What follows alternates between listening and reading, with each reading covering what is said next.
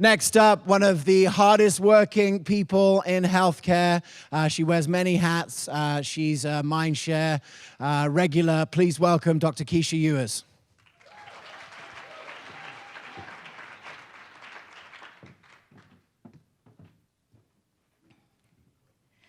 When I was 10 years old, my family moved us to Florida, and I became one of two white girls in an all-black school, and boy, did I stand out.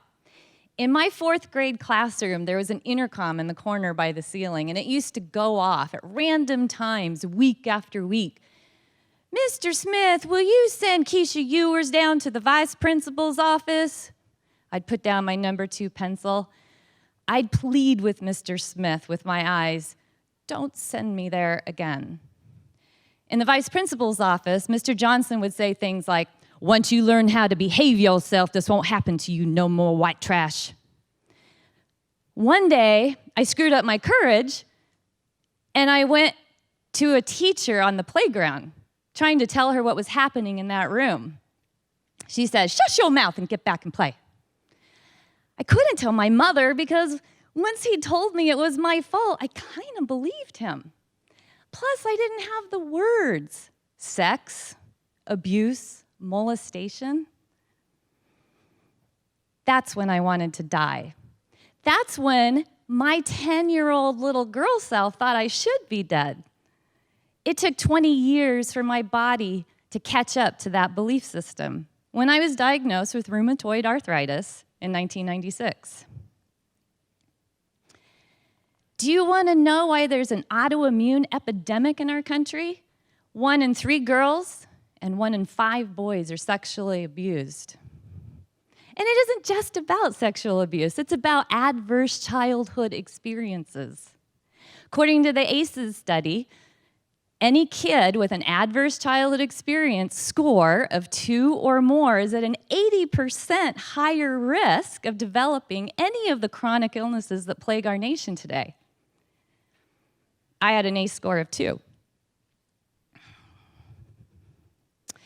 So we're not dealing with the entire root cause when we match pill to symptom, or even diet and supplementation to lab data. The entire root cause is with these little girls and little boys who couldn't find the words.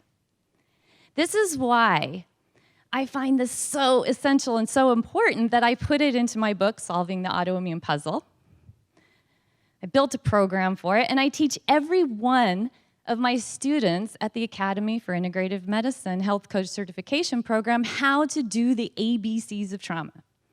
And everyone in this room needs to know the ABCs of trauma. A, ACE quiz, do it.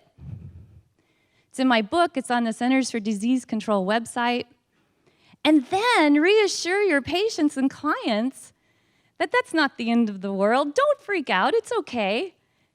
You get to go to B now, beliefs.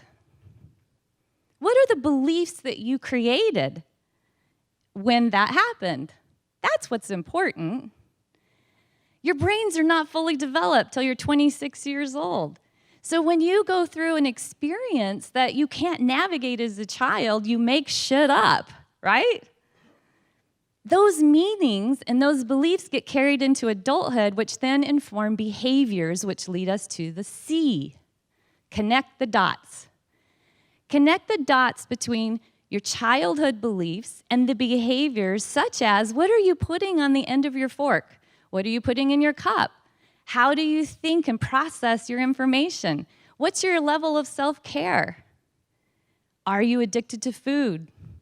All of these are built from the beliefs from childhood from these experiences. And it's all reversible. 22 years ago, I was diagnosed with rheumatoid arthritis. 6 months later, it was reversed, and I haven't seen it since. By doing this work.